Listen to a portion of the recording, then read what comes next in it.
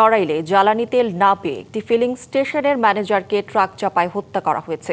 ওই ঘটনায় গুরুতর আহত হয়েছেন আরও একজন।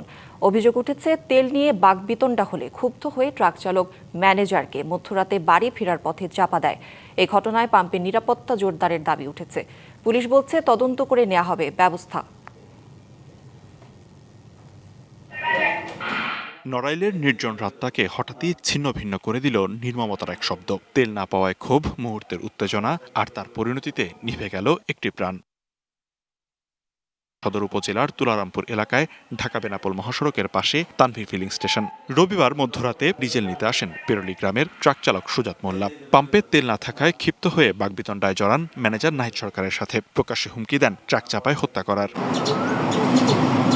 বাকবিতণ্ডার পরও ট্রাক চালক পাম্পে অবস্থান করছিলেন। রাত 2:10 দিকে কাজ শেষ করে মোটরসাইকেল নিয়ে ম্যানেজার নাহিদ তার সহকর্মী জিহাদকে নিয়ে বাড়ি ফেরার জন্য বের হলে ট্রাক চালক তাদের ধাওয়া করে। এক পর্যায়ে তাদের চাপা দিলে ঘটনাস্থলেই নাহিদের মৃত্যু হয়।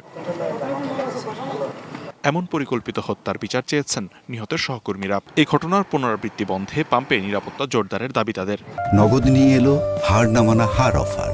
সর্বনিম্ন 10,000 টাকা রেমিটেন্স নগদে পাঠালে থাকছে স্বর্ণের হার জেতার সুযোগ। আমরা সবাই পেটের জন্য আসি, পেটের জন্য কাজ করি। এইভাবে কোনো মানুষ মারতে পারে না ভাই। সামান্য তেলের জন্য একটা জীবন চলে যাবে। নিজেকে নিরাপত্তা থাকবে না, দেখা গেলো আমরা নজলমেন লোক, আমাকেও মারলো মানসি, তাহলে আমরা কোনভাবে চাকরি করবেন? আমাকে নিরাপত্তা না দিলে আমরা তো পাম্পে চাকরি করবো না। তদন্ত করে আইনি ব্যবস্থা নেওয়ার কথা জানিয়েছে প্রশাসন। বিষয়টা নিয়ে আমার সদর থানার ওসি সাহেব এবং হাইওয়ে থানা যে ওসি, ওনার সাথে কথা হয়েছে। ওনারা এটা নিয়ে কার্যক্রম চলমান রেখেছেন। অপরাধী যেই হোক না কেন তার দৃষ্টান্তমূলক শাস্তি আমরা ব্যবস্থা করব। তাদের দাবি যে পাম্পে তেল না পেয়ে এই ট্রাক চালক ক্ষুব্ধ হয়ে তাদেরকে চাপা দিয়েছে। তো বিষয়টা আমরা তদন্ত করে দেখছি এবং এই ট্রাক চালক এবং ট্রাক আটক করার জন্য আমরা চেষ্টা অব্যাহত আছি। তেল পাওয়া না পাওয়া কিভাবে এমন নির্মম পরিণতি ডেকে আনতে পারে, সেই প্রশ্ন এখন ঘুরপাক খাচ্ছে স্থানীয়দের মনে। তাদের চাওয়া আর কোনো পরিবার যেন স্বজন হারা না হয়।